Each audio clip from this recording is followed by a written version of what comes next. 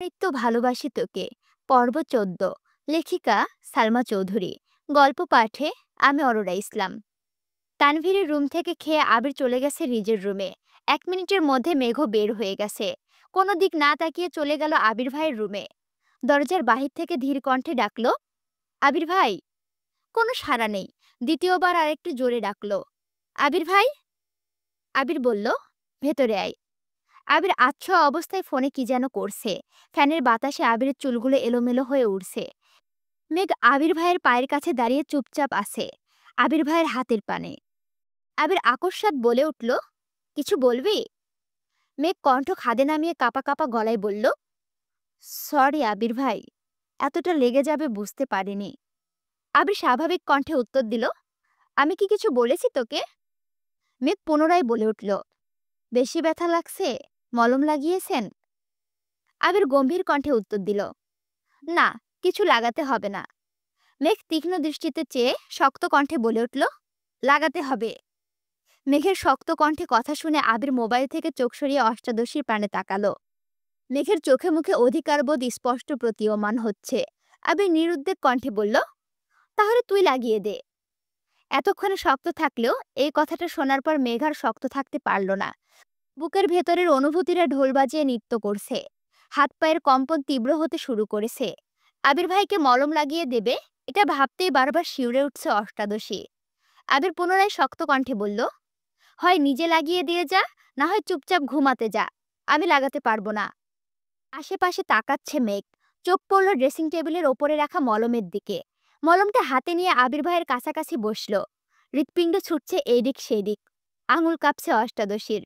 শীতল হস্তে আলতোভাবে মলম ছোঁয়ালো আবির ভাইয়ের হাতের সেই কাটা অংশে। হালকা কাঁপলো আবিরের হাত। মেঘ পূর্ণ মনোযোগ দিয়ে মলম লাগিয়ে দিচ্ছে। আবির ভুরু গুটিয়ে শান্ত কণ্ঠে বলল, ভাবিস না তোকে দিয়ে আমি খাটাচ্ছি। যে ভুল করবে শাস্তি তো তাকেই পেতে হবে। মেঘ মনে মনে ভাবছে, এইরকম হাজারটা শাস্তি পেতেও আমি রাজি। আবির অভিভূতির ন্যায় নিষ্পলক চেয়ে আছে মেঘের দিকে। আবির ভাইয়ের দৃষ্টি বুঝতে পেরে মেঘ চিবুক নামালো।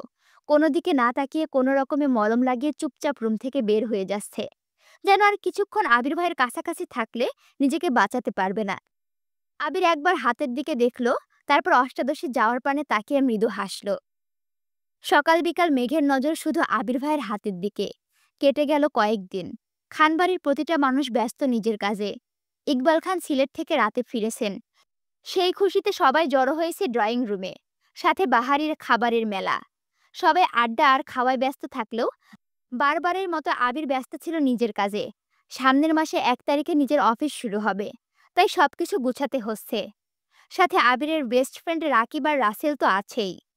রাকিব আর আবির প্রাইমারি স্কুল থেকে বেস্ট ফ্রেন্ড।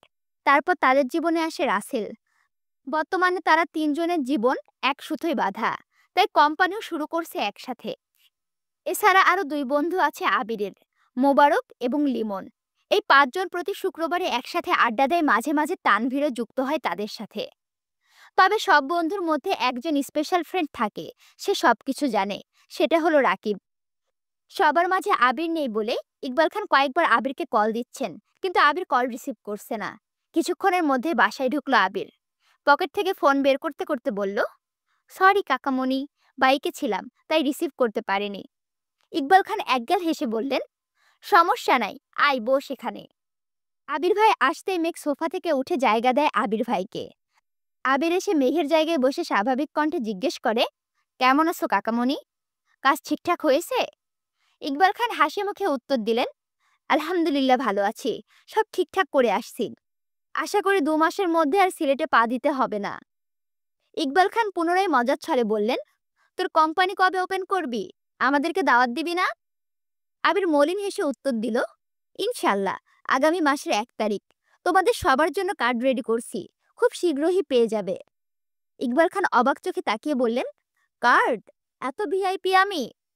আবির এবার সশব্দে হেসে উত্তর দিল, কার্ড স্পেশালি আব্বু আর চাচ্চুর জন্য, তুমি একা মিস যাবে কেন, তাই তোমাকেও দিব।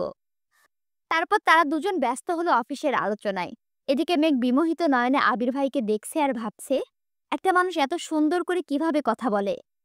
আলী আহমদ খান ও মোজাম্মেল খান হাজির হলো এই আড্ডায়, তাই মেঘ নিজের রুমে গিয়ে পড়তে বসেছে। শুক্রবার মানে খানবাড়িতে হইচই শুরু হয়ে যায়। প্রতি শুক্রবারের মতো আজও বাড়িতে বেশ পদের রান্নাবান্না করা হচ্ছে। মেঘ ঘুম থেকে উঠে নামাজ পড়ে ঘন্টা দুয়েক পড়াশোনা করেছে। নিচে নেমে মিমার আদির সাথে আড্ডা দিতে দিতে নাস্তাও করে এসেছে। কিন্তু আবির আর তানভীরের খবর নেই। তানভীরদের এমপি মনোনয়ন পাওয়ার পর থেকে তানভীরের ব্যস্ততা বেড়ে গেছে ৩ গুণ। তানভীর ছোট থেকেই ভালো ছবি তুলতে পারে। রাজনীতি যেমন তার পছন্দ, তেমনি ছবি তোলাও তার পছন্দের একটা কাজ। এমপি যেই না শুনেছে তানভীর ভালো ছবি তুলতে পারে, সেই থেকে দায়িত্ব দিয়েছে তানভীরের উপর। মনোনয়ন পাওয়ার পর একটা নির্দিষ্ট তারিখ পর্যন্ত এমপি কোনো জনসমাবেশ করতে পারবে না। তাই এমপির পক্ষ থেকে সভাপতি, সহসভাপতি, সাধারণ সম্পাদক, যুগ্ম সম্পাদক থেকে শুরু করে প্রত্যেকে মিলে নির্দিষ্ট জায়গায় জনসমাবেশের আয়োজন করে এবং এমপি বাড়ি থেকে ভিডিও কনফারেন্সের মাধ্যমে তাদের সঙ্গে কথা বলেন। এই টোটাল দায়িত্ব পড়ে গেছে তানভীরের ওপর। সারাদিন শেষে বাকিদের থেকে ছবি সংগ্রহ, এডিটিং, ভিডিও ক্রিয়েট সকল দায়িত্ব তানভীরের। সব কাজ শেষ করে ফিরতে ফিরতে রাত ১২টা-১টা বেজে যায়। মাঝে মাঝে সময় পেলে একটু আগে চলে আসে। পুরোটাই এখন এমপির মতামতের উপর নির্ভর করে। ইদানিং আবির ৮টা-৯টার মধ্যেই বাড়ি ফিরে আসে। সময় সুযোগ মিললে তানভীর বাসায় এসে খেয়ে আবিরের বাইক নিয়ে আবার বের হয়। রাত করে ফেরার কারণে সকালে উঠতে একটু দেরি হয়ে যায়। আজ যেহেতু শুক্রবার, তাই রিল্যাক্সে ঘুমাচ্ছে দুই ভাই। কিন্তু এইদিকে মেঘ ছটফট করছে। ১০টার ওপরে বেজে গেছে, এখনো আবির ভাই কেন উঠছে না তা ভেবে কুলকিনারা পাচ্ছে না। আবির যে বৃহস্পতিবার রাতে ঘুমায় না তা তো অষ্টাদশী জানে না। বৃহস্পতিবার রাত শুধু আবিরের শোকের রাত। ভোরবেলা নামাজ পড়ে ঘুমায়, উঠে ১২টার দিকে, তারপর গোসল করে নামাজে যায়। অষ্টাদশীর কোমল মনকে কোনোভাবেই মানতে পারছে না, তাই এত কিছু না ভেবে ছুটে গেল আবির ভাইকে ডাকতে। শান্ত হস্তে দরজা ধাক্কা দিল। সহসা খুলে গেল দরজা। জানালার পর্দা টানা, রুমে আলোর পরিমাণ সীমিত। ফ্যানের বাতাসে পর্দা উড়ছে এদিক সেদিক। মেঘ প্রথমে বিছানার দিকে তাকাই। বারবার পর্দা সরে যাওয়ায় বাহির থেকে আসা সূর্যের আলো চোখে মুখে পড়ছে আবিরের। মেঘ আপদমস্তক দেখল আবির গভীর ঘুমে মগ্ন। উন্মুক্ত শরীর, পেট পর্যন্ত পাতলা কাঁথা দিয়ে ঢাকা। চোখ সরালো মেঘ। দৃষ্টি পড়ল আবির ভাইয়ের তামাটে চেহারায়। কি অপরূপ সেই মুখমণ্ডল! সবাই ফর্সা ছেলেদের পেছনে ছুটে, আর মেঘ যেন এই তামাটে চেহারার গুরু গম্ভীর অনুভূতিহীন হিটলারের স্বভাবের লোকটার প্রতি মারাত্মক দুর্বল হয়ে যাচ্ছে। মেঘের হৃৎপিণ্ডের পিটপিট শব্দ যেন জানান দিচ্ছে, সামনে আগালেই তোর মৃত্যু নিশ্চিত। তবুও মেঘ পা টিপে টিপে আগাচ্ছে আবির ভাইয়ের কাছে, যেন নুপুরের শব্দ না হয়। আবির ভাইয়ের কাছাকাছি গিয়ে থামে। আবির অবসন্ন চেহারাটা গভীর মনোযোগ দিয়ে দেখছে মেঘ। ঘুমন্ত অবস্থাতেও আবির ভাইয়ের সৌন্দর্য যেন একটুখানি কমেনি, বরং তা বেড়ে গেছে বহুগুণ। গাল ভর্তি ছাপ দাড়ি, সামনের দিকে লম্বা চুলগুলো ফ্যানের বাতাসে বারবার কপালে এসে পড়ছে। মেঘের মনে হচ্ছে আবির ভাই থেকে সুদর্শন পুরুষ দ্বিতীয়টি নেই। মেঘের হৃৎপিণ্ড ছুটছে দিক বিদিক। নিঃশ্বাসের শব্দ জোরালো হলো। ফ্যানের নিচে দাঁড়িয়ে ঘামতে শুরু করেছে মেঘ। ভাবছে চলে যাবে, কিন্তু এই শোভিত পুরুষকে রেখে যেতে পারছে না। মেঘের ইচ্ছে করছে সারা জীবন এইভাবে আবির ভাইকে দেখতে। মেঘ দাঁড়িয়ে থাকার শক্তি পাচ্ছে না, তাই আবির ভাইয়ের পাশে বিছানাতেই বসে পড়েছে। আবির তখনও ঘুমের দেশে নিমজ্জিত, অষ্টাদশীর অভিনিবেশটির ন্যায় চেয়ে আছে। সব বাধা পেরিয়ে দীর্ঘশ্বাস ছেড়ে মেঘ আস্তে করে ডাকল, আবির ভাই। ঘুমন্ত আবিরের থেকে কোনো উত্তর আসেনি। মেঘের খুব ইচ্ছে করছে আবির ভাইকে ছুঁয়ে দিতে। মেঘ আরেকটু এগিয়ে কাছাকাছি বসল। কাপা কাপা হাত ছোঁয়ালো আবির ভাইয়ের গাল ভর্তি ছোট ছোট দাড়িতে। সঙ্গে সঙ্গে শিউরে উঠল সমস্ত শরীর। বোধশক্তি হওয়ার পর জীবনে প্রথমবার মেঘ নিজের ইচ্ছে কোনো পুরুষকে ছুঁয়েছে। সেই ছোঁয়ায় মিশে আছে ভালোবাসা। অন্যরকম অনুভূতি জাগিয়ে দিচ্ছে অষ্টাদশীর হৃদয়ে। সহসা আবির ডান হাতে চেপে ধরল নিজের গালে রাখা অষ্টাদশীর হাত। মেঘের হাত কাঁপছে, দুনিয়া ঘুরছে, বক্ষে উতাল পাতাল ঢেউ। বরফের ন্যায় জমে যাচ্ছে সম্পূর্ণ শরীর। আবির ঘুমের মধ্যেই মেঘের আঙুলের ভাঁজে আঙুল ডোবালো। গাল থেকে তুলে নিজের হাতের মুঠোয় নেয়। আবিরের হাতের মধ্যে মেঘের আঙুলগুলো কাঁপছে দেখে আবির একটু শক্ত করে চেপে ধরল। মেঘ ভয়ে ভয়ে তাকিয়ে আছে আবির ভাইয়ের মুখের দিকে। আবির তখনও চোখ বন্ধ করে শুয়ে আছে। আকস্মাৎ আবির ভাই আধঘুমো কণ্ঠে বলে উঠল, আমি ছুঁয়ে দিলে সামলাতে পারবি তো মেঘ? মেঘ দুর্বোধ্য দৃষ্টিতে চেয়ে আছে আবির ভাইয়ের মুখবিরে আর ভাবছে, এখনো আধঘুমো আছে মানুষটা, কিভাবে বুঝলো এটা আমি?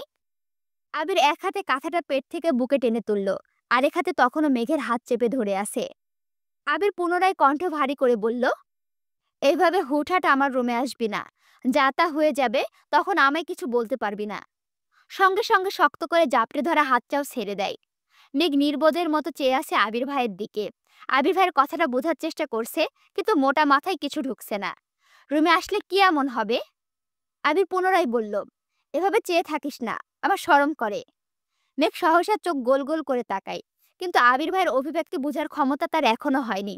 মেঘ চুপচাপ রুম থেকে বের হয়ে গেছে। ঘন্টা খানেক পর আবির উঠে শাওয়ার নিয়ে কালো পাঞ্জাবির সাথে সাদা প্যান্ট পরে নামাজের উদ্দেশ্যে নামছে। ইকবাল খানও রেডি হয়ে বেরিয়েছেন রুম থেকে। ইকবাল খান আবিরকে দেখে ডাকলো, কিরে, নামাজে যাচ্ছিস? আবির ঘাড় ঘুরিয়ে তাকিয়ে উত্তর দিল, হ্যাঁ। তুমি যাবে না? হ্যাঁ, যাব তো। আদি আসছে, ওকে নিয়ে যাই। দাঁড়াও একটু, ইকবাল খান বললেন। মেঘ সিঁড়ি দিয়ে নামতে গিয়ে আবির ভাইকে দেখে ঠায় দাঁড়িয়ে পড়ে। সকালের ঘটনা মনে পড়ে যায় মেঘের। কালো পাঞ্জাবিতে মারাত্মক সুন্দর লাগছে আবির ভাইকে। নিজেকে নিজে সান্ত্বনা দিল, কিছু সুন্দর জিনিস দূর থেকে দেখাই শ্রেয়, কাছে গেলে ঝলসে যাবে। এক পা এক পা করে পেছন দিকে উঠছে। আবিরের দৃষ্টি পড়ে সিঁড়িতে থাকা অষ্টাদশীর দিকে। মেঘের কাণ্ডে আবির কপাল কুঁচকালো। তীক্ষ্ণ দৃষ্টিতে চেয়ে বোঝার চেষ্টা করলো। আবির ভাই তাকানো দেখে মেঘ সহসা ছুটে রুমে চলে যায়। আবির, আদি, ইকবাল খান নামাজের জন্য চলে গেছেন। তানভীরও রেডি হয়ে দ্রুত বেরিয়ে যায়। এই সুযোগে মেঘ খেতে আসে। ৩টায় মেঘের পরীক্ষা আছে টিউশনে, তাই রেডি হয়ে একেবারে বের হচ্ছে রুম থেকে। পার্কিংয়ে গাড়ি আছে, কিন্তু ড্রাইভার আঙ্কেল নেই। দেখে ফোন বের করলো কল দেওয়ার জন্য। তখনই আবির আঙুলে চাবি ঘুরাতে ঘুরাতে বের হলো। মেঘ ঘাড় ঘুরিয়ে তাকিয়ে আছে আবির ভাইয়ের দিকে। আবির বাইকের দিকে যেতে যেতে বলল, আঙ্কেল ছুটিতে আছে, কল দিয়ে লাভ নেই। মেঘ নিস্তব্ধ হয়ে দাঁড়িয়ে আছে। কি করবে বুঝতে পারছে না। রিক্সা দিয়ে চলে যাবে নাকি আবির ভাই নিয়ে যাবে, কিছুই বুঝতে পারছে না। আবির বাইক টেনে মেঘের সামনে এসে থামলো। ছোট করে বলল, ওঠ। মেঘ লাজুক হেসে বাইকে উঠল। আজ আর তাকে দ্বিতীয়বার বলতে হলো না। বাইকে বসে আবির ভাইয়ের কাঁধে হাত রাখলো। বাইক থামলো টিউশনের সামনে। মেঘ নেমে ভিতরে ঢুকে গেল। আসার পথে একটাও কথা বলেনি কেউ। কেই বা বলবে? মেঘ তো সকালের ঘটনা নিয়ে এখনো আপসেট, আর অন্যদিকে আবির তো স্ব ইচ্ছাতে কখনো কথা বলে না। মেঘ ভেতরে ঢুকে বর্ণার পাশে বসলো। দুই বান্ধবী দুই একটা কথা বলতে বলতে আবির ঢুকলো ভিতরে। স্যারকে সালাম দিতে স্যার তাকালো আবিরের দিকে। কয়েক মুহূর্ত পর স্যার বলে উঠলেন, তুই আবির না? আবির হাসি মুখে উত্তর দিল, জি। কেমন আছেন স্যার? স্যার হাসি মুখে উত্তর দিল, আলহামদুলিল্লাহ ভালো আছি। তোকে কত বছর পরে দেখলাম। দেশে আসলি কবে? ২০-২২ দিন হবে। বাসার সবাই কেমন আছে স্যার? আলহামদুলিল্লাহ সবাই ভালো আছে। মেঘি তো তোর বোন? জি স্যার, চাচাতো বোন। আবির উত্তর দিল। স্যার হাসি মুখে বললেন, ও তো পড়াশোনায় খুব ভালো, মনোযোগী, কিন্তু মাঝে মাঝে একটু ফাঁকি দেয়। তুই একটু নজর রাখিস। জি স্যার, আমি আসি তাহলে। আসসালামু আলাইকুম স্যার। মেঘ আর বন্যা এতক্ষণ অবাক চোখে তাকিয়ে আবির ভাই আর স্যারের কথোপকথন শুনছিল। এক বান্ধবী আরেক বান্ধবীর দিকে তাকাচ্ছে বারবার। এর মধ্যে স্যার পরীক্ষা শুরু করে দিয়েছেন। ১ ঘন্টা পরীক্ষা দিয়ে বের হলো দুই বান্ধবী। আবির ভাই রাস্তার পাশে বাইকে বসে ফোন চাপতেছিলেন। মেঘকে দেখে বাইক থেকে নেমে দাঁড়ালেন। মেঘ বন্যার থেকে বিদায় নিয়ে আবির ভাইয়ের কাছে এসে প্রশ্ন করল, আপনি যাননি? আবির সবসময়ের মতো গম্ভীর কণ্ঠে উত্তর দিল, না। আবির পুনরায় স্বাভাবিক কণ্ঠে বলল, কিছু খাবি? মেঘ মাথা দিয়ে হ্যাঁ সূচক মাথা নাড়ালো। আবির বলল, কি? মেঘ ভয়ে ভয়ে বলল, বকবেন না তো? আবির গুরুভার কণ্ঠে বলল, কি খাবি বল। মেঘ কণ্ঠ খাদে নামিয়ে বলল, ফুসকা। আবির সহসা বলল, ওঠ। বাইক স্টার্ট দিল। থামলো এসে একটা ফুসকার দোকানের সামনে। মেঘ নেমে সাইডে দাঁড়িয়েছে। আবির বাইক থেকে নেমে হেলমেট খুলতেই দূর থেকে রাকিব দৌড়ে এসে জাপটে ধরে আবিরকে। আকস্মিক ঘটনায় কিছুটা নড়ে ওঠে আবির। রাকিব ঠাট্টার স্বরে বলল, কি রে বন্ধু, এই জীবনে তো তোকে ফুসকার দোকানে দেখিনি, তা হঠাৎ এখানে কেন? সে আসবে নাকি? আবির চোখের ইশারা দিতে রাকিবের চোখ পড়ে মেঘের দিকে। সঙ্গে সঙ্গে আবিরকে ছেড়ে কিছুটা দূরে গিয়ে দাঁড়ায়। রাকিব হাসি মুখে জিজ্ঞেস করে, কেমন আছেন সরি আপু।